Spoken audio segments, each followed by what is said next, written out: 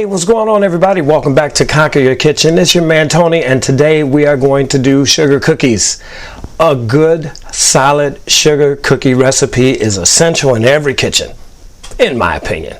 This one is really good. It's buttery, it's chewy on the inside, it's a little crispy on the outside, around the edges. Yeah, I gotta be careful with these. When I eat these, I gotta add a couple of more miles onto my weekly runs because I'll go through a whole batch without even thinking about it. But they are that good. They're versatile. You can add in nuts or berries or chocolate, or whatever you want to round it out to what you're looking for. But to get started, this is the one that you want to try. Okay, so let's get down into the ingredients and then we're going to get this thing rolling. All right, I just have some all-purpose flour, some granulated sugar, some salt, baking soda and baking powder, vanilla, some butter, and 3 eggs. Excuse my voice, I'm just getting over a cold, so it's a good thing I'm the one eating the cookies. I can't make anybody sick. So the first thing that we're going to do is combine our dry ingredients. We're going to then put our wet ingredients in, mix them all together, get them out with a scoop and pop them in the oven, and we're all done. All right, so let's get some of this stuff out of the way and get rolling. So I know that a lot of times people look forward to the holidays for cookie recipes, but if you're like me, you can eat cookies anytime, any day of the year and be happy with that. Okay, so don't worry about it being a holiday thing. They're cookies. All right, so just get in your flour, your baking soda and baking powder, and your salt, and that's that.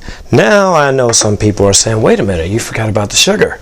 Well, in baking, sugar is considered a wet ingredient.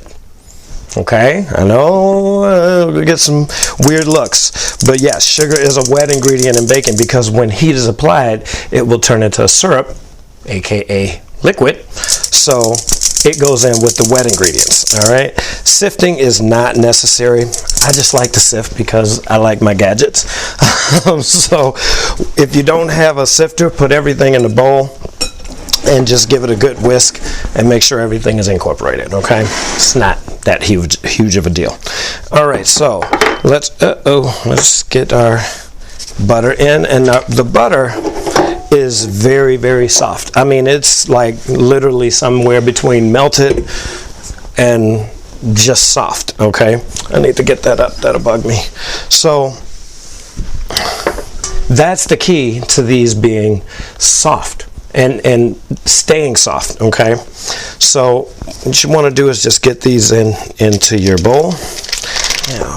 Trish came out for the occasion because it dawned on me that I hadn't done any baking videos for you guys, even though I used to have a home-based bakery. So we're going to get the cookies going here, and as you see here, that is extremely soft. I mean, I even put it in the microwave for like 10 seconds just to get it to be like almost melted. So like I said, somewhere between just melted and soft. You don't want it straight melted because then that's not gonna do good with the structure of the cookie. Okay, and if you don't have a stand mixer, no problem, get it in the bowl, mix it up with a spoon, you'll be good to go. Let's get this stirred up.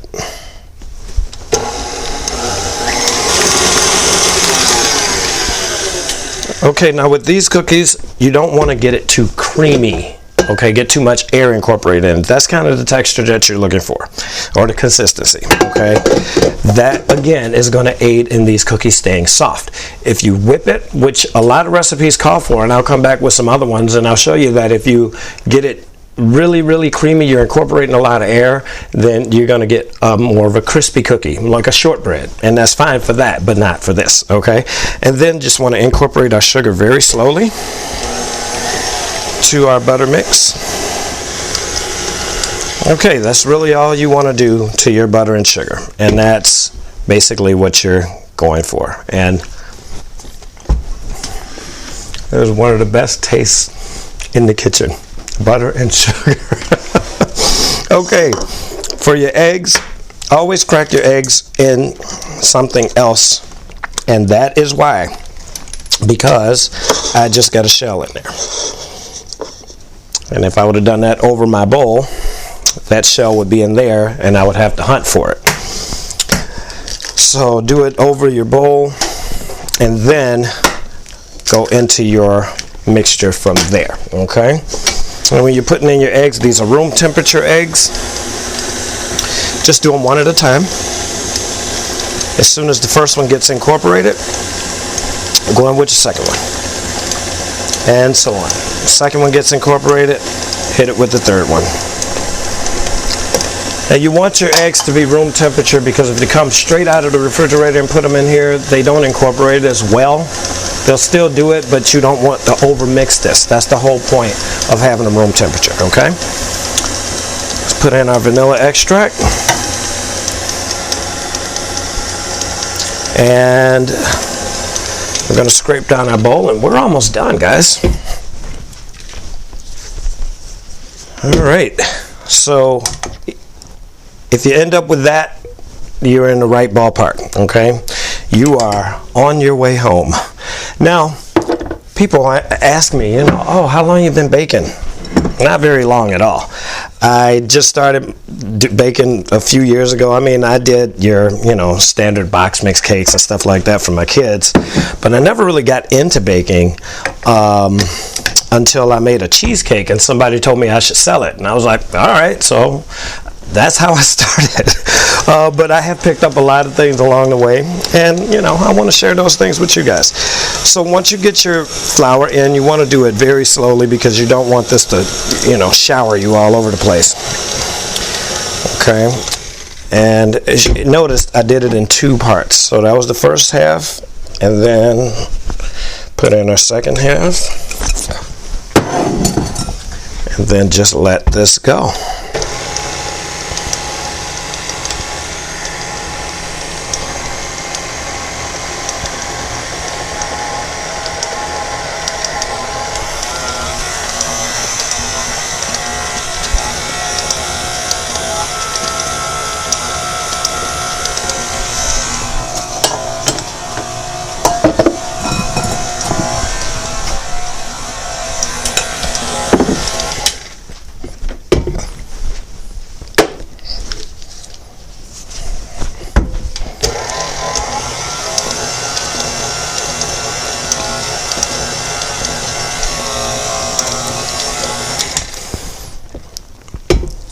Okay, now this is basically what we're ultimately trying to get to. And I know what you're thinking, this is really, really thin. And yes, it is.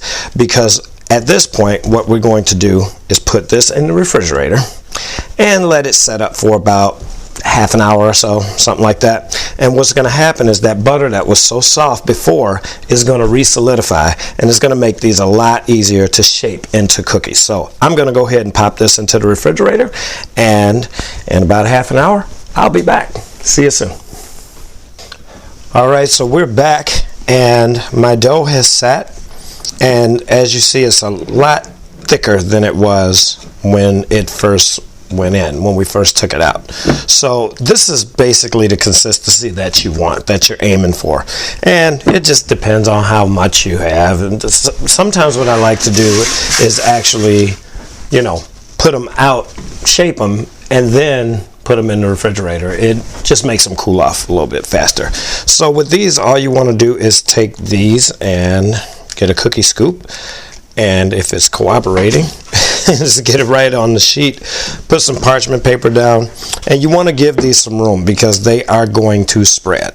They're going to spread a lot, actually. Okay, now if your cookie scoop isn't cooperating, like mine doesn't seem to be, you can just take them, scoop them out, and roll them like that. Okay, just want to be careful when you're doing that. You don't want to put too much rolling action in there because the heat from your hands is going to put them right back in a state of being too soft. Okay, so you can do that.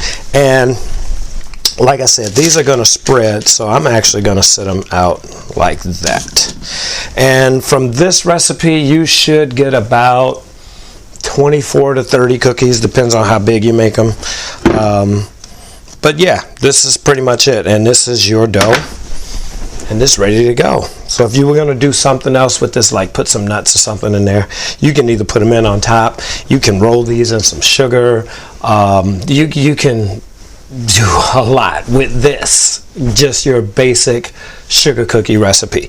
So I'm going to finish rolling these out in a second and get them in the oven.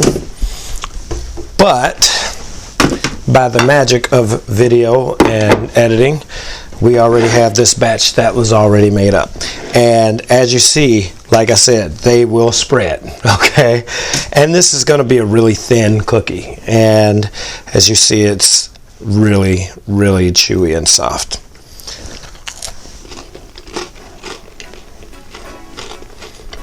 And you can hear there's some crunch in there, but then the middle is nice and gooey. I love these. If I'm not careful, I'll sit here and eat up all of these cookies in one night. So, but that's going to do you. That's going to get you started with a really simple sugar cookie recipe. So go ahead and try these.